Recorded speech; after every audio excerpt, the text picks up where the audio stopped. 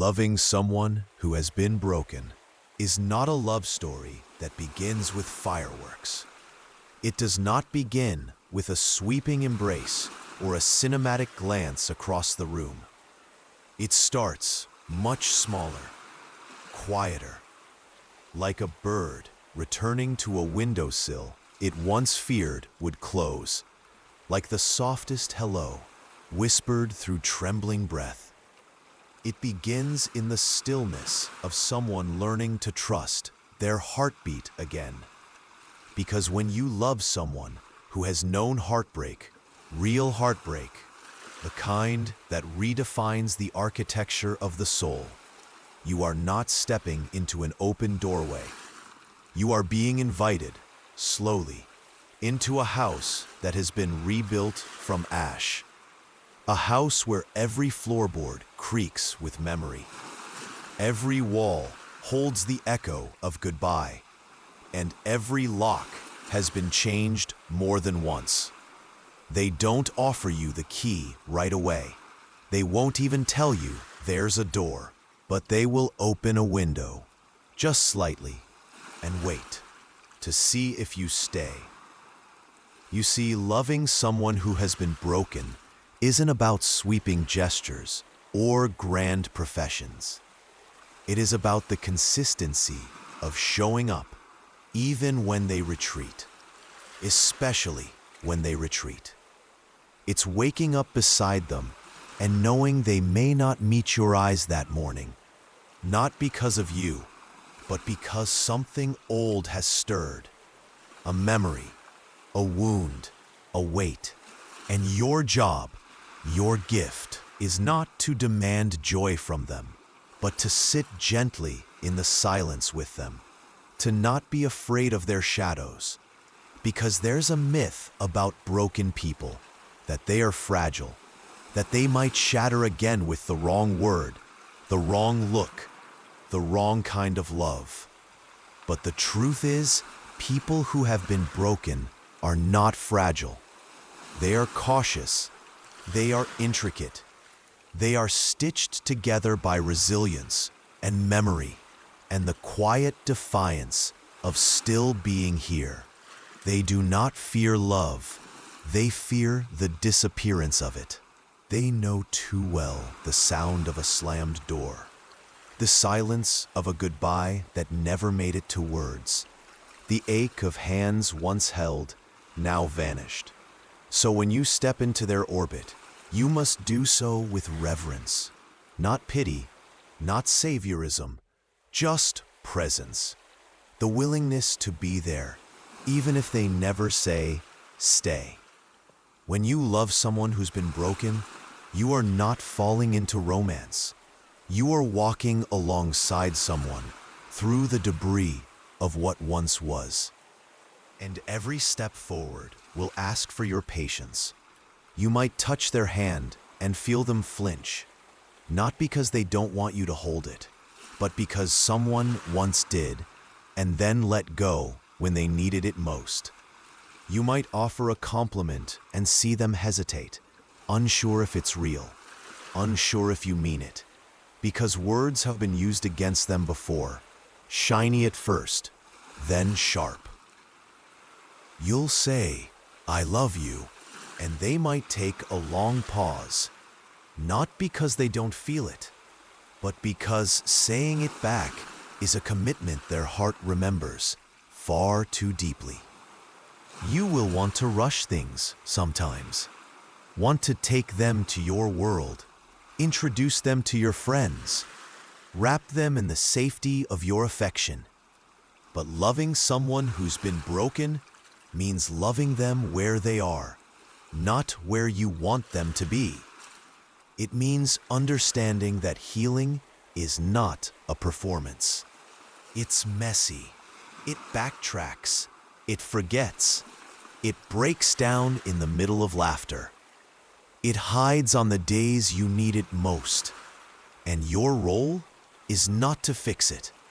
It's to hold space for it. Because broken people don't need fixing. They need honoring. There's a tenderness in loving someone who doesn't yet believe they're lovable. It's a sacred tenderness, a quiet vow that says, "You don't have to prove your worth to me. I see it, even when you don't." And sometimes, seeing it means watching them spiral and still staying. It means listening to the same fear resurface again and again and choosing not to get frustrated. It means watching them pull away and not pulling away in return. It means staying soft when their instinct is to brace for impact. They've built a fortress, you see, not because they're cold, but because they've been burned. And every time someone knocks, they expect a battering ram, not a hand that simply rests against the door. So be the hand, not the fist. Be the kindness that waits. Be the warmth that does not rush.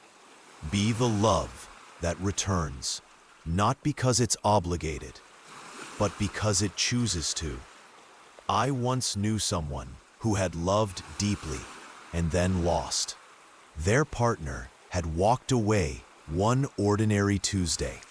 No goodbye, no closure, just silence.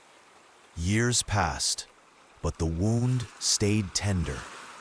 They built a life around the ache, convincing themselves they were better off alone. That solitude was safety. That love was too costly. But then they met someone new, and every instinct screamed, "Run." Because when you've been broken, even joy feels dangerous. It took time, months of gentle conversation, consistent presence, no ultimatums, just showing up, just being kind, just being real. And eventually, something shifted. Not suddenly, but in small moments. They laughed without covering their mouth. They stopped apologizing for being quiet. They reached out first. They believed, even for a second, that maybe this time wouldn't end in abandonment. That maybe love could be a place of return, not departure. Loving someone who's been broken is not easy, but it is holy. It is standing witness to someone reclaiming their capacity for joy. It is watching a heart begin to unfold again, petal by petal. Not because it has to, but because it wants to try.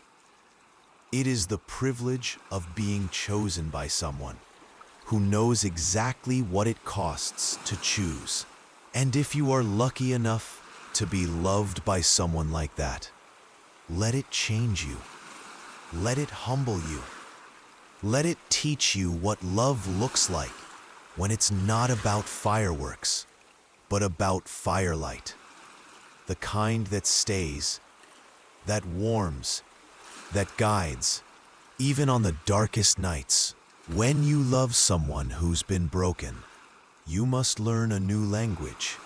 It is not always spoken aloud. It's a language written in hesitation, in sideways glances, in the way they pull their hand back a second too soon, even though they don't want to, in the way they say, "I'm fine," with a smile that flickers, because they've learned that being fine is easier than being honest. You will need to listen with more than your ears, with your eyes, with your instincts, with your stillness, because someone who has been broken doesn't always tell you when they're hurting. They've lived through the silence before. They know how to fold pain into politeness, how to make grief look like grace. They are not trying to hide from you. They are trying to protect you from the parts of them that feel too heavy, too complicated, too much. They are trying not to be a burden, even when all you want is to carry it with them. They've learned to shrink, to minimize needs, to say sorry for simply existing, to apologize for feeling too deeply, or too often, or too soon. And it will take time, so much time, for them to believe you when you say, "You don't have to do that here." It will take repetition, gentle reminders, steady affection that does not pull away when they do. You'll say, "I'm here," and they may not respond right away. You'll reach out, and they might step back, but don't mistake that for rejection. It's a reflex, a muscle memory from being left one too many times. Their mind says run before their heart can whisper stay. They will test you, not out of cruelty, but out of fear. They'll cancel plans at the last minute just to see if you'll get upset. They'll withdraw, waiting to see if you'll chase. They'll mention their flaws like a warning label. "I overthink. I'm not good at this. I have trust issues." They are not pushing you away. They are asking the question they're too scared to say aloud. Will you still want me, even like this? And your answer every time must be gentle, not dramatic, not performative, just real, just consistent, just there. It is easy to love someone's strengths, to fall for their laughter, to admire their ambition, to enjoy their presence when the sun is out and the world feels kind. But to love someone who's been broken, it is to love the storm inside them, the quiet ache that surfaces without warning, the history that clings to their breath. It is to love the nights when they cannot sleep because their mind is replaying every past mistake. It is to hold them while they shake from a memory that doesn't belong to the present, but still feels just as raw. It is to sit beside them and say nothing, because sometimes silence is the only answer that doesn't hurt. You will learn the sacred power of small things. A text that says, "I'm thinking of you." A note on the fridge that reads, "Take your time." A hand that reaches out without expectation. An embrace that lingers just long enough to say, "You're safe." They may not always respond with words, but they will remember every gentle gesture, every moment you chose kindness over control, every time you stayed, especially when they gave you reasons to leave. You are not just loving them, you are reteaching them what love is, and that is no small task. I once knew someone who carried heartbreak like an invisible backpack. They smiled often, they made jokes, they offered comfort to others, but underneath, they didn't believe they were lovable. Not really. Their past was a story of abandonment, disappointment, and half-formed promises. They had been told they were too much, too emotional, too difficult. So they decided they would never be a burden again. Until one day, someone came along who didn't flinch at the weight, didn't try to fix them, didn't ask for explanation, just sat beside them and said, "You don't have to carry this alone." And slowly, so slowly, they began to let go. Not of the pain, but of the belief that they had to hold it all by themselves. This is what it means to love someone who's been broken, to be the one who stays through the unraveling, to not fear their vulnerability, but to honor it, to meet their self-doubt with tenderness, not frustration, To understand that some days loving them will mean doing nothing but breathing beside them. Because some days that is enough, more than enough. You will be tempted sometimes to rush, to demand clarity, to want certainty, to crave the comfort of a normal love. But this love moves like water over stone. It carves slowly. It shapes gently. It does not shout. It does not storm. It waits. And in the waiting, it becomes something deeper. Not built on the need to be impressive, but on the commitment to be present. If you are the one who loves the broken O, you must also take care of yourself. Because this kind of love is deep, and it requires depth from you. It asks that you hold space without losing your own shape. It asks that you give without bleeding dry. It asks that you be strong, not in volume, but in patience. And you are allowed to feel tired. You are allowed to have moments when you doubt. But know this: every time you choose to love without pressure, every time you choose gentleness over demand, you are part of someone's healing. And that is a gift not even time can erase. Because one day, they will wake up beside you and not brace for abandonment. They will smile, not out of performance, but out of presence. They will say, "I love you," not because they feel they should, but because they know it's true. They will reach for your hand in the middle of the night, not to test you, not to ask for proof, just to feel your warmth and know they are safe. And that moment, that's what all the waiting was for. That's what the slow love built toward. A love that didn't demand to be seen, but was felt in every breath. Sometimes, when you love someone who's been broken, you won't recognize fear at first, because it doesn't always look like panic. Sometimes fear wears the mask of indifference, of sarcasm, of "I don't care," when they care more than anything, of "I need space," when they're begging you not to leave.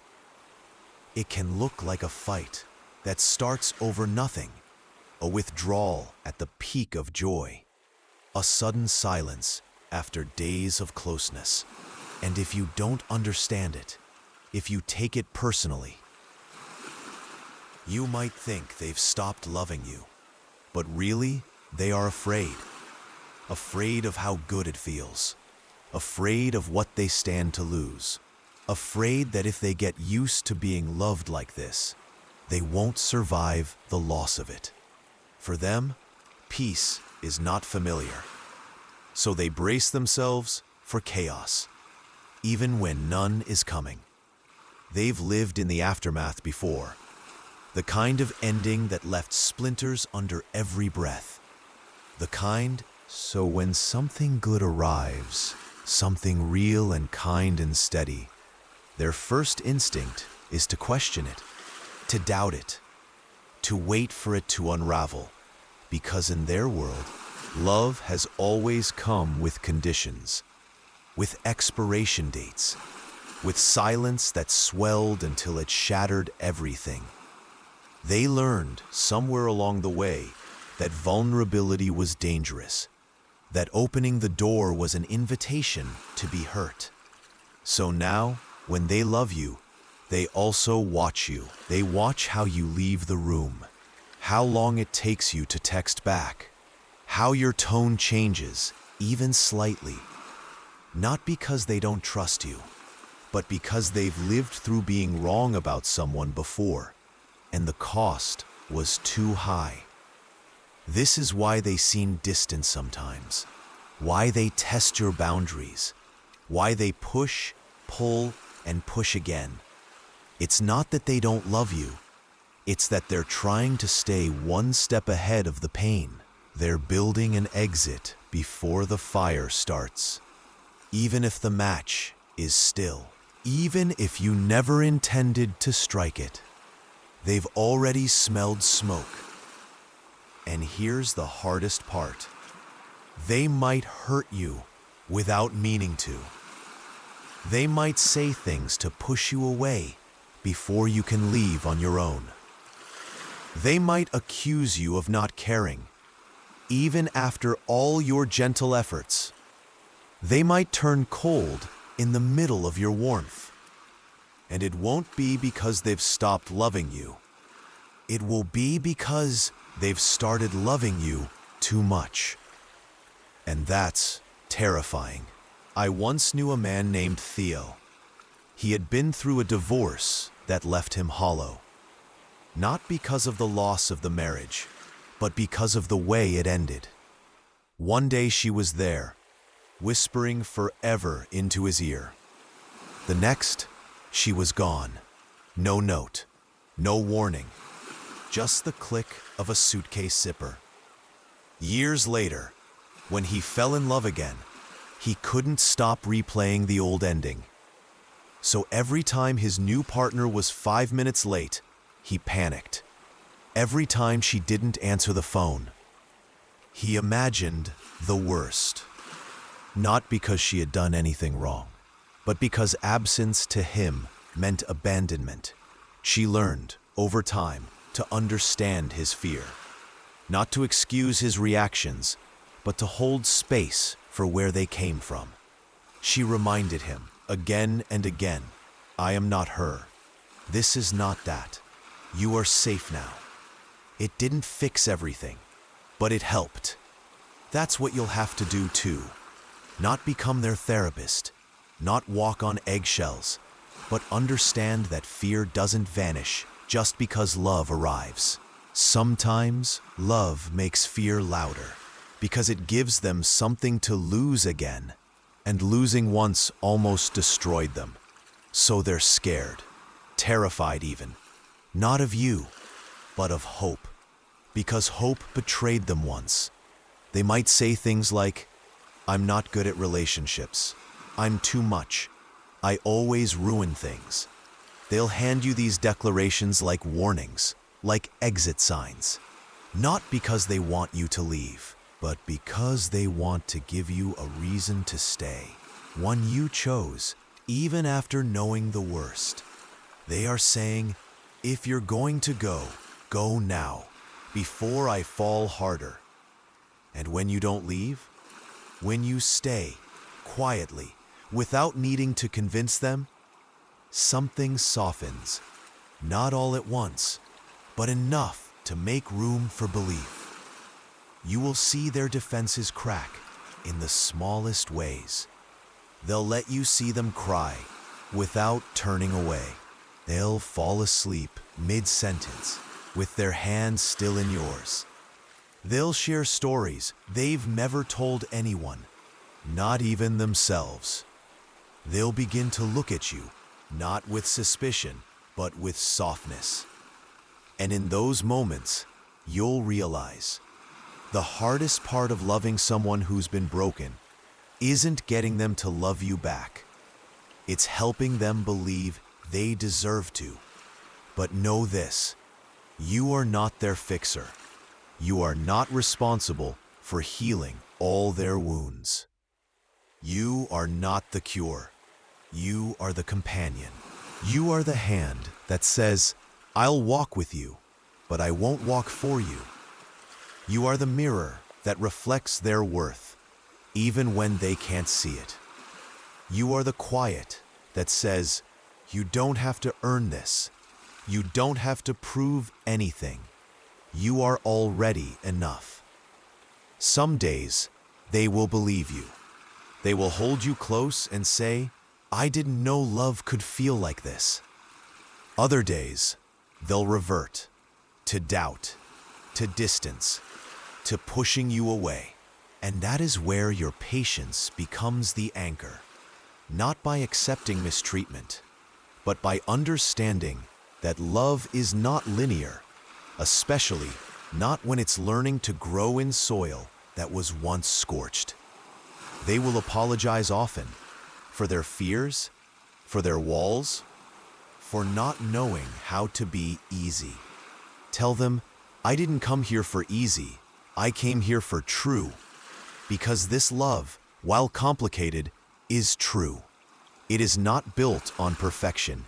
It is built on persistence, on holding space when space is what they need, on leaning in when they expect you to pull away, on whispering, I see you, in the moments they feel most invisible.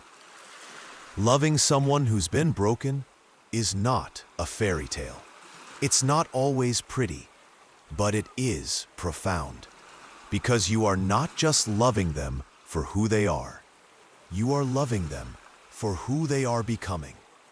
And that kind of love rewrites stories. It turns fear into tenderness, doubt into trust, silence into song. And most of all, it reminds them they are not too much. They are not unlovable. They are not alone. Not anymore. There is a sacred moment in every story of loving someone who's been broken. It's quiet, unannounced. There is no dramatic music, no sudden epiphany, just a small shift, barely perceptible. They hold your gaze a little longer. They text you first. They start talking about the future without apologizing. They rest their head on your shoulder without flinching. They fall asleep next to you without tension in their jaw. And you realize they're starting to trust again. Not the world, not love in general. You. They're starting to believe you mean it when you say, I'm not going anywhere. They're starting to believe that this slow, imperfect, steady thing might actually be safe. That's the gift. Not the fireworks, not the declarations, not even the I love you said in candlelight. The gift is in the ordinary day when they let you see their rawness without shame. When they say, I had a hard night, and they don't apologize for needing you. When they let you see the part of them that still shakes sometimes in the dark, and they don't pull away when you reach for their hand. That's what you waited for. That's what all the silence, the patience, the repetition built toward. Not perfection, but presence. Trust, when it returns, is fragile. Not like glass, ready to shatter, but like a sprout pushing through soil that remembers drought. It doesn't need pity. It needs light, consistency, a climate it can count on. So keep showing up, keep being kind, keep loving them, not for who they might become, but for who they are right now. Scars and all. They may never be the kind of partner who writes long love letters. They may not remember anniversaries. They may struggle to say, I need you, out loud. But they will show you in other ways. They'll remember how you take your tea. They'll keep your favorite snack in their drawer. They'll learn to say, I'm sorry, when they get scared and shut down. They'll start to let you hold their past, not as a weight to carry, but as something sacred to understand. They'll trust you with their silences, and that, too, is love. I once met a woman named Elise. She had left an abusive marriage, rebuilt her life brick by careful brick, and told herself she would never love again. It's too much risk, she said. I'd rather be alone than hopeful. Then she met Jordan. He didn't try to change her mind. He didn't rush. He just showed up, week after week, month after month. He didn't ask her to open up. He just made sure the door stayed open if she ever wanted to walk through it. And one day, she did. She brought him a piece of her story, a small, worn memory she had never shared aloud. He didn't fix it. He didn't analyze it. He simply held her hand. And she told me later, that was the moment I knew. Not because he said he loved me, but because he didn't turn away when love got hard. That's what trust looks like too. Not in the words, but in the staying. Not in the perfection, but in the presence. Not in the grand acts, but in the daily ones. The way you return after a hard day, not just with tiredness, but with care. The way you ask, "How's your heart?" and mean it. The way you learn the cadence of their quiet and stop being afraid of it. That's how healing happens. That's how love grows. Slowly, steadily, softly. You'll notice, too, that they start to breathe differently. Not just beside you, but the parts that were hidden. The parts that were quieted. The parts they thought were too soft to survive this world. You are not giving them courage. You are reminding them it was always there, buried under pain, sleeping beneath the rubble. You are not saving them. You are witnessing their return to themselves. And what an honor that is. You'll start to dream together. Not necessarily about marriage or mortgages, but about ordinary things. What breakfast tastes like on Sundays. What books you'll read next. What the cat's name might be if you ever adopt one. These are not small dreams. They are dreams of continuity, of presence, of a tomorrow that includes both of you. That is the language of trust. Spoken in breakfast plans and sock drawers and toothbrushes left at each other's place. Spoken in routines built slowly, like bridges. There will still be bad days, triggers, old wounds reopening when you least expect, moments when they flinch, but those days will not undo you, because now they know the difference between pain and presence, between memory and moment, between what was and what is. And you are the what is. You are the now. You are the safe space they once thought impossible. If you ever wonder whether it's worth it, the waiting, the patience, the moments when you felt like you were loving alone, remember this: healing doesn't shout its arrival. It doesn't come with fanfare. It shows up in the way they reach for your hand without fear, in the way they say your name like it's home, in the way they let you see the parts of them they once kept locked away. That's when you'll know this love is real. Not because it was easy, but because it endured, because it stayed, because it believed when belief felt foolish. And that is a love worth building. So if today the one you love finally said, "I trust you," even if it was in a glance, a breath, a quiet act of closeness, hold it gently. Don't celebrate too loud. Don't pressure. Just be there, steady, present, exactly as you've been all along. Because this is just the beginning, not of a fairy tale, but of something much deeper. A love built not on fantasy, but on choice. Love is often mistaken for a grand event, a proposal at sunset, a long kiss in the rain, a tearful reunion at the airport. But the love that endures, especially with someone who's been broken, lives in smaller places. It lives in the morning cup of coffee you make without asking, in the text me when you get home that sounds casual but carries 1,000 quiet hopes, in the gentle reminder that says, you don't have to carry this alone.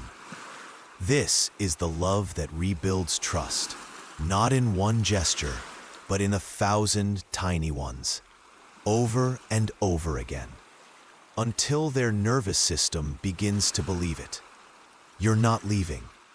For someone who's been hurt before, love is not just a feeling, it's a vigilance. They measure your consistency more than your passion. They are not looking for someone to sweep them off their feet. They are watching to see if you'll still hold their hand when they are standing still, unsure, quiet. They are watching if you notice when their voice goes flat. If you remember that Thursday is their hard day at work. If you care about their boundaries without needing them explained again. To them, love is in the follow-through, in what happens after the words are spoken, in whether the promises breathe beyond the moment. So show up every day, not with grandeur, but with grounding. Be the message in the middle of the day that simply says, I'm thinking of you. Be the blanket folded at the edge of the couch. Be the way you wait an extra moment before hanging up, just in case they have one more thing to say. Be the softness that reminds them they don't have to perform, that their presence is enough, especially on the days they feel like too much or too little, or something in between. Presence in this love is not passive. It is the most active thing you can offer. It is what teaches them that they are not invisible, that they are worth showing up for, that someone out there sees them. And here's the beautiful part. When they begin to trust your presence, they start to show up too, not out of obligation, not out of fear of losing you, but out of desire. Because when love is safe, it becomes generous. It becomes a gift exchanged freely. I remember an older couple I met once in a small town diner. They came in every Saturday, sat at the same booth, ordered the same food. They didn't talk much, but they always reached for each other's hands when the food arrived. It was such a simple gesture, but it said everything. It said, I still choose you. It said, I'm still here. It said, this love has moved past words and into the ritual of being. That's what love with someone who's been broken can become. When trust grows roots, when presence becomes home. They may not say I love you every day, but you'll notice they start waiting for you to come home. They save the last bite of dessert for you. They ask if your headache is better. They sit beside you, quietly, even when they have nothing to say. These are the new love languages. Not always romantic in the traditional sense, but deeply intimate. They are letting you into their rhythm. They are syncing their days with yours. Not because they have to, but because they want you in their life, not just as a highlight, but as a habit. And you too will change. You'll begin to measure love, not in intensity, but in reliability. Not in the way your heart races, but in the way it rests. You'll stop needing big moments to feel seen. You'll start cherishing the little ones that used to go unnoticed. The way they look up when you enter the room.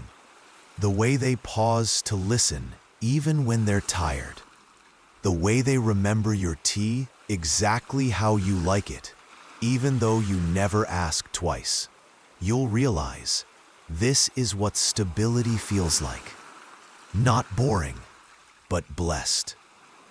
Some people think love loses magic when it becomes routine, but routines are where trust leads. Routines are where safety is grown, where the nervous system finally relaxes, where home stops being a place and becomes a person. So create your rituals, your bedtime goodnights, your morning check-ins, your Sunday afternoon walks. Let love become a rhythm, not a performance. Because for someone who once only knew chaos, your consistency is the love story they never thought they'd live. And here's a quiet truth. You don't have to get everything right. You don't have to be perfect. You just have to be honest. To admit when you're wrong. To try again. To ask what they need instead of assuming. To let them ask the same of you. Because mutual care is the foundation. Not rescue, not sacrifice. Just the daily choice to say, I see you, and I'm still here. You will build a life in these little moments. Not flashy, not photo-ready, but sacred. You'll learn the shape of each other's absence, and you'll try, gently, not to let those gaps grow too wide. You'll argue sometimes, misunderstand each other. But now, with trust growing, the arguments don't feel like the beginning of the end. They feel like something you can move through, together. This is the shift from "Do you love me?" to "I feel your love even when it's quiet." From "Are you going to leave?" to "I know you're coming back." From fear to familiarity. From trauma responses to tender ones. From surviving to choosing again and again in ordinary ways. That's how love grows. With someone who's been broken, and with you too, you're not just helping them heal. You're healing the part of you that thought love had to be hard to be real. You're becoming the kind of person who shows up, not just for them, but for yourself. You're learning how to stay, and in doing so, you're teaching them how to stay too. When you love someone who has been broken, you become a mirror. Not the kind that only reflects the surface, but the kind that quietly, patiently shows them what they've forgotten about themselves. Because people who have lived through deep pain often see themselves through cracked glass. Every reflection warped by rejection, loss, and shame. They don't just doubt others, they doubt their own worth. They wonder, silently, if they're hard to love, too emotional, too guarded, too much, or worse, never enough. Your love becomes the counter-narrative, not because you say you're perfect 1,000 times, but because you choose in 1,000 ways to stay, to listen, to believe in the parts of them they stopped believing in. You don't have to heal them. You just have to be honest and steady, because every time you show them a version of themselves that is loved, not in spite of their wounds, but with them, they begin to see possibility.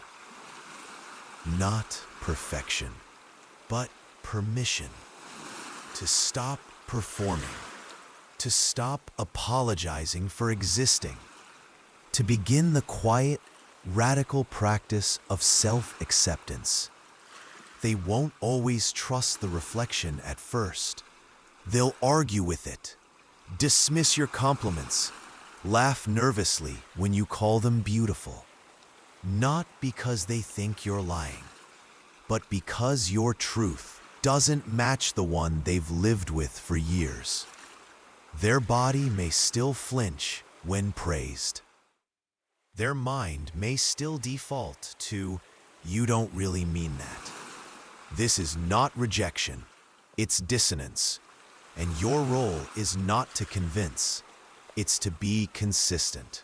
Let your love be a rhythm they can't ignore. Let it be so repetitive that eventually their heart starts to hum along. There is power in being seen, not just looked at, seen as whole, even in brokenness, as worthy, even in grief, as beautiful, not in spite of the scars, but because of them. So look at them that way. Let your gaze say what your words cannot. Let your silence be spacious enough for them to come forward, slowly, bravely, fully. And when they do, don't rush, don't analyze, just witness. Because sometimes the most healing thing is not advice, but acknowledgement. The quiet, steady voice that says, "I see you. I still love you." I remember hearing about a couple, John and Raphael. John had survived emotional abuse in a previous relationship. Years of being told he was too sensitive, too needy, too dramatic. So when Raphael came along, kind and calm, John didn't know how to receive it. He kept bracing, kept expecting the kindness to curdle. One night, after a small disagreement, John said, "You're probably tired of this, tired of me." Raphael didn't argue. He just cupped John's face gently and said, "I'm tired of watching you expect abandonment." And then he held him, longer than usual, quietly, steadily. John said it was the first time he believed maybe, just maybe, he wasn't too much. That's the power you have when you love someone who's been broken. You help them unlearn shame, not by force, but by frequency. By showing them again and again that they don't have to shrink to be safe. That their softness is not a liability. That their vulnerability is not a flaw. That love, real love, is not earned through suffering. It is received in rest. You'll notice, over time, that their language starts to shift. They'll stop saying, "I'm sorry," for needing comfort. They'll start saying thank you instead. They'll stop dismissing compliments. They'll start holding them a little longer. They'll stop hiding when they cry. They'll start reaching for you instead. These shifts may seem small to the outside world, but to someone who's spent years in self-doubt, they are revolutions. And you are the catalyst. Not because you fixed them, but because you kept seeing them, even when they tried to disappear. This is not about codependency. It's about co-reg. It's about becoming a safe space where healing can take root, where love doesn't demand performance, where presence is not a currency to be earned, but a gift freely given, where someone who once believed they were too broken to be loved starts believing something new, that maybe, just maybe, they are more than their pain, that they are also tenderness and laughter and creativity and care and all the things they stopped allowing themselves to be. You'll notice them starting to soften in ways they didn't expect. They'll start dancing in the kitchen again, singing in the car, wearing colors they used to avoid, calling friends they lost touch with, not because they're hiding, but because they want to share their life again. They are re-emerging, not as someone new, but as someone whole. And your love, it wasn't the cause, but it was the companion, the steady breath beside them as they learn to inhale without flinching. You'll see it most clearly in the quiet moments, when they curl up beside you without tension, when they start journaling again, when they make plans for the future, not just for you, but for themselves. That's the turning point. When your love becomes a mirror, not of dependency, but of reflection. When they stop needing you to see them all the time, because they've started seeing themselves. Through your eyes, yes, but also, finally, through their own. And what they see now is someone worth loving. There will still be setbacks, moments when old beliefs resurface, when the mirror cracks again just for a moment. That's okay.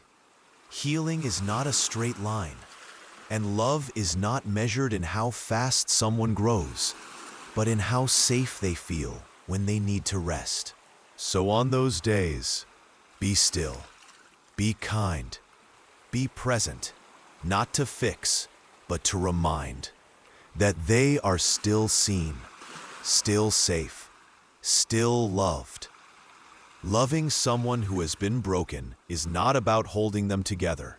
It's about holding the space where they can unfold, where they can breathe differently, where they can begin the long, slow, beautiful return to themselves. Because in the end, the most extraordinary thing your love can offer them is not rescue, but reflection, a way back to the parts of themselves they buried to survive. A mirror that says, "This is who you are, and you were always worthy," even before you knew how to see it. Even the strongest bridges are tested by storms. And so it is with love, especially the kind you build with someone who's been broken. There will come a moment when the fear returns, not as a whisper, but as a wave. Not because you've done anything wrong, but because things are going too well, too quiet, too kind. And in their heart, that sets off alarms. Because what's peaceful to you may feel temporary to them. What's steady to you may feel like the calm before abandonment. They might withdraw again, close off, say things that sting, not to hurt you, but to protect themselves. You'll wonder, what did I do? You'll try to retrace your steps, but sometimes it's not about the present moment at all. It's a ghost from their past, knocking when you least expect it. A tone you didn't realize echoed someone else's. A missed message that reminded them of an old silence. An anniversary of pain they didn't want to remember, but their body remembered anyway. This is where love becomes a decision. Not a feeling, not a rush, not even a connection, but a steady, grounded decision. I will not run just because it's hard. I will not panic just because they do. I will not mirror their fear. I will offer my calm, not out of martyrdom, not out of codependency, but out of understanding. Because trust, once broken, doesn't disappear forever, but it sleeps lightly. It startles easily, and in those moments, your consistency is the lullaby. They might say, "You're going to leave," You're too good to be true. I don't think I can do this. And it will hurt. Because you've shown up. You've stayed. You've given your heart, carefully and completely. But you're not being tested for fun. You're being tested because their nervous system still flinches. Because love, to them, still comes with a question mark.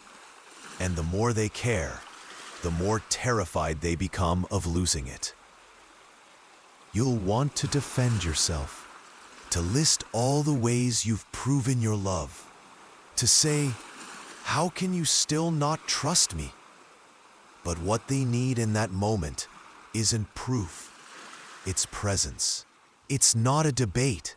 They've already lost that argument 1,000 times in their mind.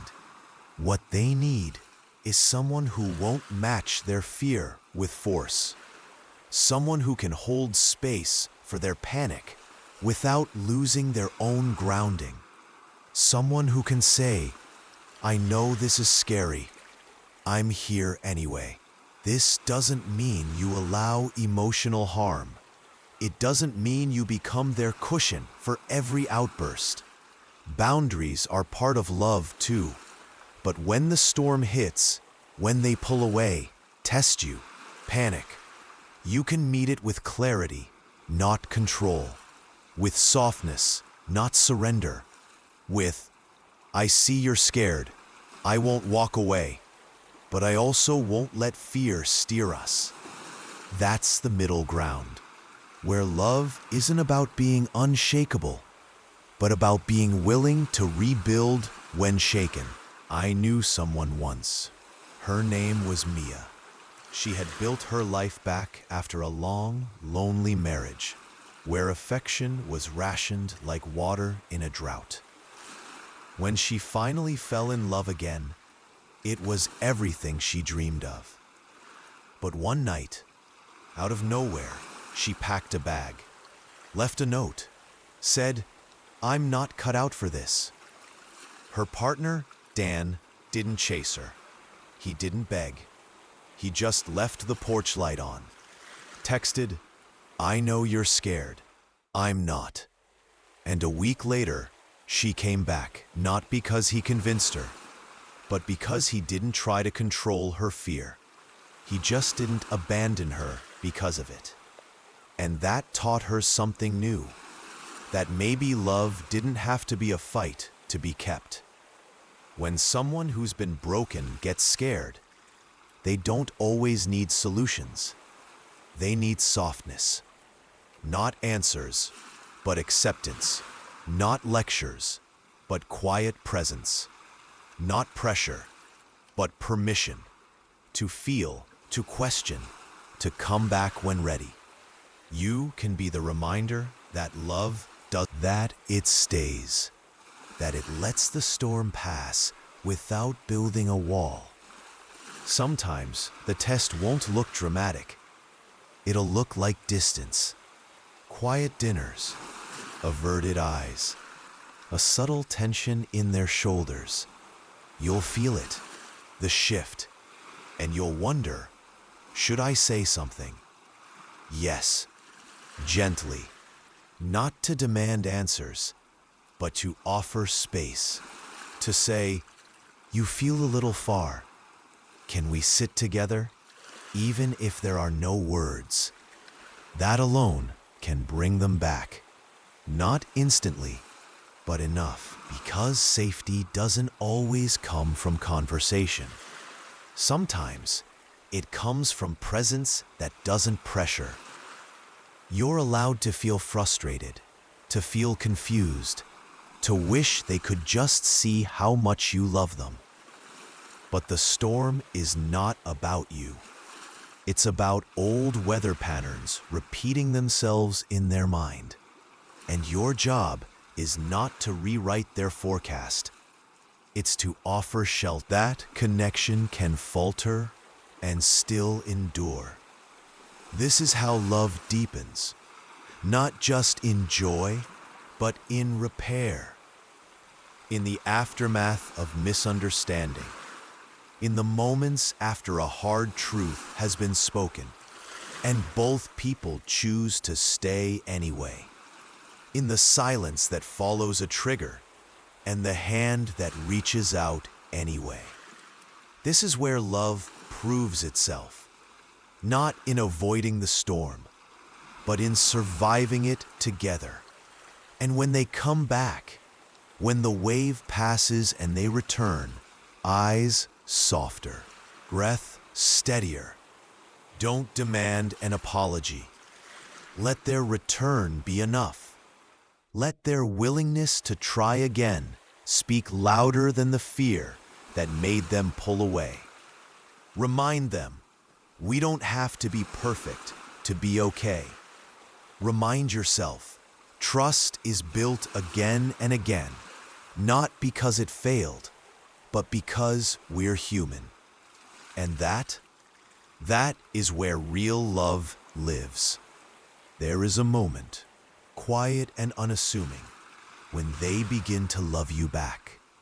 Not passively, not fearfully, but intentionally. You may not notice it right away. It might arrive as a second cup of coffee, made just the way you like it. As a jacket placed over your shoulders before you realize you're cold. As a note tucked into your bag that says nothing more than, you make the hard days easier. These are not the grand gestures we're taught to expect from love, but they are everything.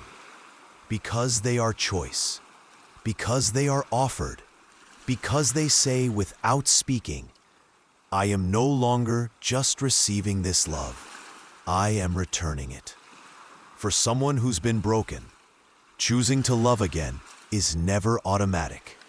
It is an act of bravery, not because you are hard to love, but because love is still wired deep in their nervous system to feel like risk.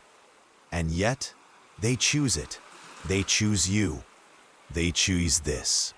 Not once, but forming a house they once thought they'd never feel safe inside again.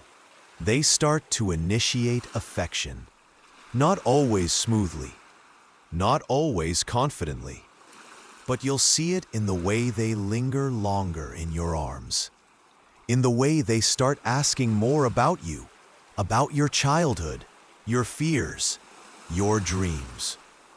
This is not casual curiosity. This is investment. They are no longer just surviving within the love you offer.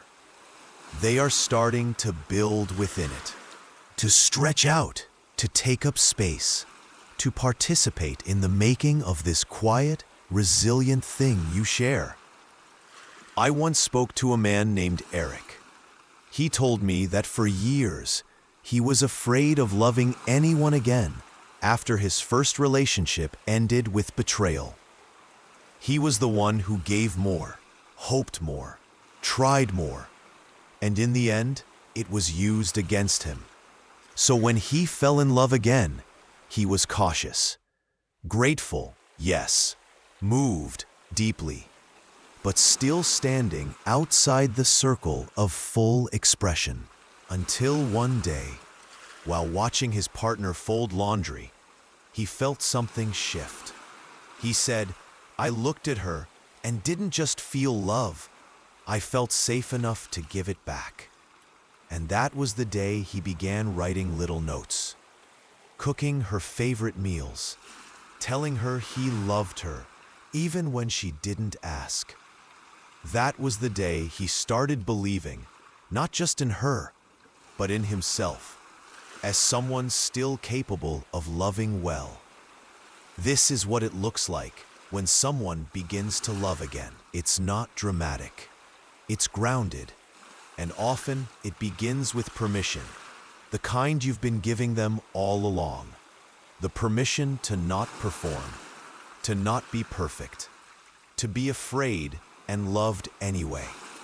And when that permission finally sinks in, they use it to love in return, not out of pressure, but out of peace. You'll feel it in how they begin to ask you, Are you okay when you're quiet?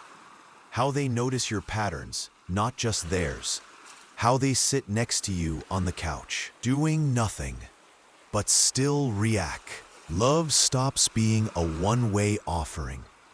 It becomes mutual nourishment. You pour into them, and now they pour back. And not because they feel indebted, but because they want to. Because they have more to give than they once believed. And you start to breathe differently too. Not because you were waiting for them to repay you, but because reciprocity feels like air, like balance, like exhaling after a long held breath. You begin to let go of the quiet ache you carried, that maybe this would always be one-sided. You begin to trust the rhythm of this relationship, not as something fragile, but as something living, breathing, growing. They will still have bad days. So will you. This isn't the end of struggle. It's the beginning of resilience. Because now, you're not just two people learning how to love. You are two people choosing to, in ways that reflect not just your affection, but your healing, in ways that speak to what you've both overcome, and what you're still moving through together. They might start sharing memories you never asked for, stories about their pain, not as confessions, but as context. Not to burden you, but because they finally feel safe enough to let you know who they've been. They want you to see it all, not just the survivor, not just the softness, but the mess, the regret, the shame.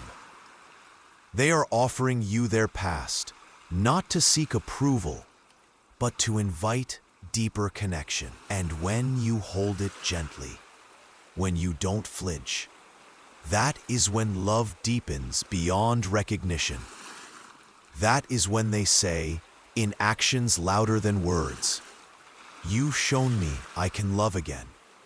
Now let me show you how deeply I can."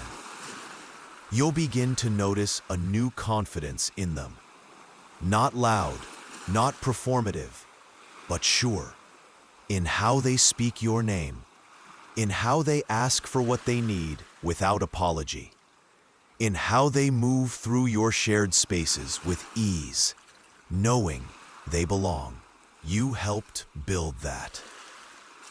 Not by giving them their worth, but by refusing to question it, by reminding them every day, in every small act, you are worth this love, not because of what you've done, but because of who you are.